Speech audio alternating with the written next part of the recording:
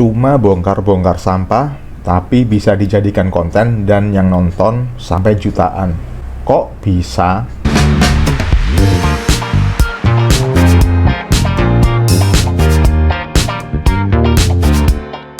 Halo teman-teman, perkenalkan saya Robi Irawan. Saya adalah kontributor untuk channel Setiawan Zeni TV.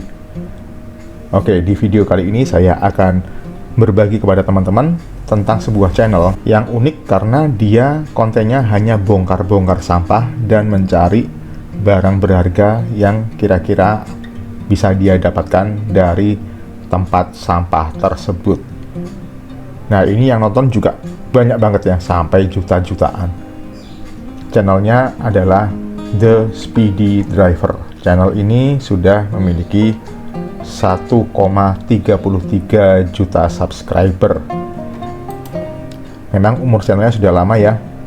Pertama kali dibuat pada 7 Juli 2016.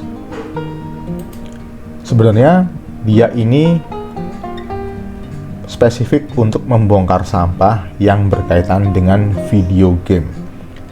Ya teman-teman, kalau kita lihat di sini videonya, hampir semuanya adalah video tentang bongkar-bongkar sampah. Jadi dia itu mencari sampah di dumpster atau tempat sampah yang besar itu ya, yang kotak besar itu.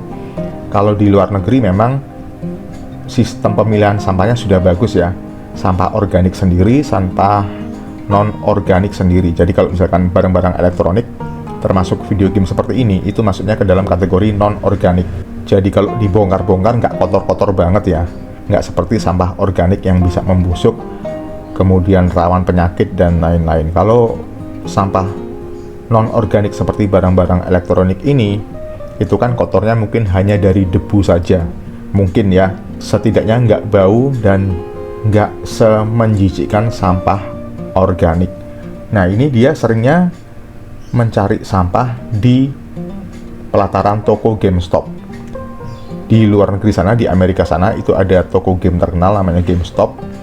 Jadi mungkin GameStop ini ketika ada barang-barang yang reject, barang-barang yang rusak, atau barang-barang yang sudah nggak kepake, entah itu disk game, kemudian aksesoris, atau mungkin hanya kardus-kardusnya saja, kemasan-kemasan dari video game tersebut, mereka buang ke tempat sampah. Dan The Speedy Diver ini kemudian dia membongkar sampah itu untuk mencari barang-barang yang mungkin bernilai yang bisa dia bawa pulang. Nah, kalau kita lihat ya, videonya yang paling populer, Jackpot GameStop Dumpster Dive Night. Nah, ini videonya dia malam-malam banget ya, mungkin sekitar jam-jam tokonya sudah tutup. Dia kemudian bukan masuk ya, mungkin sampahnya ada di luar tokonya ya, mungkin di parkiran atau gimana.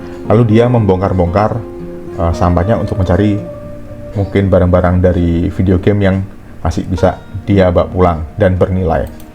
Ya, ini kita lihat videonya. Ini dia dapat, ini ada beberapa disk PS3 ini ya. Dan ini dia, wah ada The Last of Us ini. Ini yang di PS3, kemudian, nah ini ada beberapa barang yang bisa dia bawa pulang, ada yang enggak ya.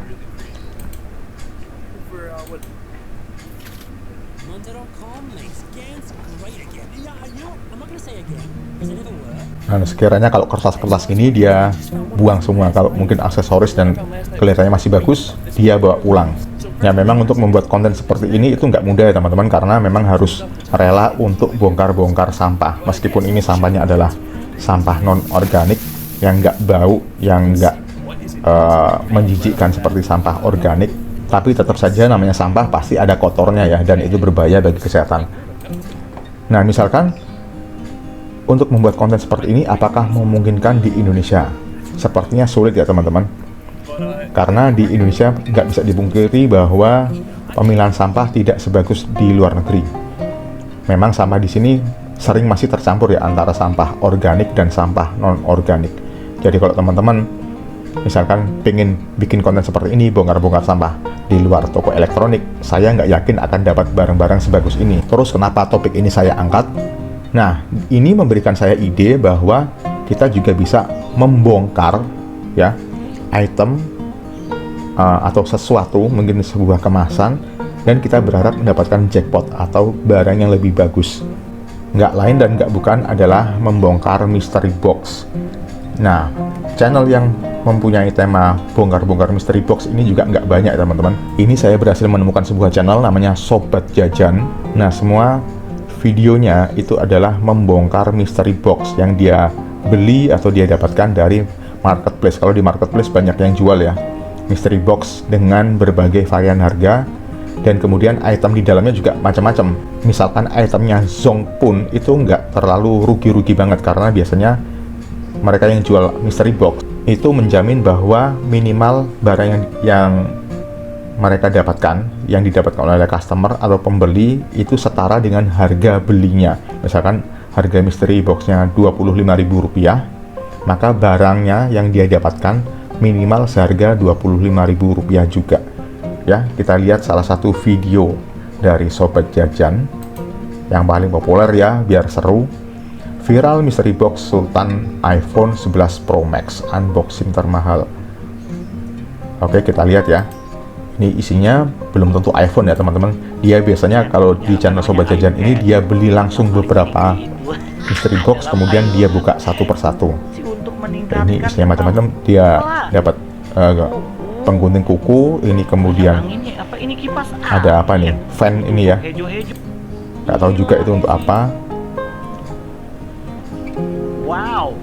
Nah, ini seru, ini kan kurang lebih sama seperti tadi ya. Oh, ini dapat kamera, ini lumayan jackpot ini teman-teman ya.